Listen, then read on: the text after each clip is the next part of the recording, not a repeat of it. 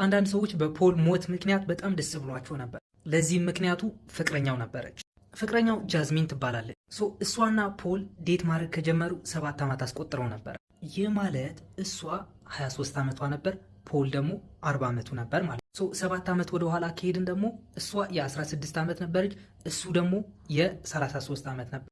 18 ዓመት ያልሞላትን ህፃን ልጅ ዴት ሲያደርግ ነበር ማለት ነው። ሰዎች በዚህ ነገር ደስተኞች አልነበር። በቻሪቲው ምክንያት ብዙ ሰው ስለረዳ ይህ ሰው አይታሰርም ማለት ነው ሲሉ ነበር። ሁለቱም እንደሚሉት ከሆነ ግን የሁለታቸውን ፍቅር ጀንውን ነበር ወይም የእውነት ነበር።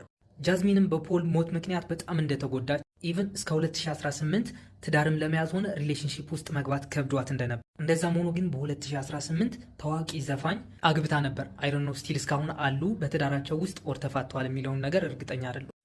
ፖል ጃዝሚንን ብቻ አልነበረም ከእድሜ በታች እያለች ዴት ማድረግ የጀመረ።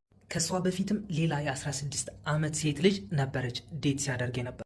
በዛ ምክንያት በፖል በጣም ተናደው ነበረ ሰዎች። ይቺ ደግሞ የፖል ሴት ልጁ ናት፣ ሚዶው ትባላለች። ፖል የሞተበት ጊዜ ላይ 15 ዓመቷ ነበረች። እናም የሮጀር ቤተሰቦችና ሚዶውን ሆነው ፖርሽን ይከሱታል። ምክንያቱም ፖልና ሮጀርን የገደለች መኪናዋ የሴፍቲ ኢኩዊፕመንት ኢንስታል ስላልተደረገላት ነው። እንደነገርኳችሁ መኪናዋ ወደ ገበያ ወጣችሁ በችኮላ ነበር። ምክንያቱም ዲዛይኗን ብቻ አይተው ብዙ ሀብታሞች ወደ ገበያ እንድትቀርብ ፖርሽን ኢንሲስት ስላደረጉ ነበር። ክሱ የሆነውም በ2015 ነበር። የፖርሽ ምላሽም ፖል በራሱ ኃላፊነት ነበር መኪናዋን የገዛት ብለዋል። ይህም ማለት መኪናዋ ለትራንስፖርት እንደማትሆን ነግሬያችሁ ነበር አይደለ?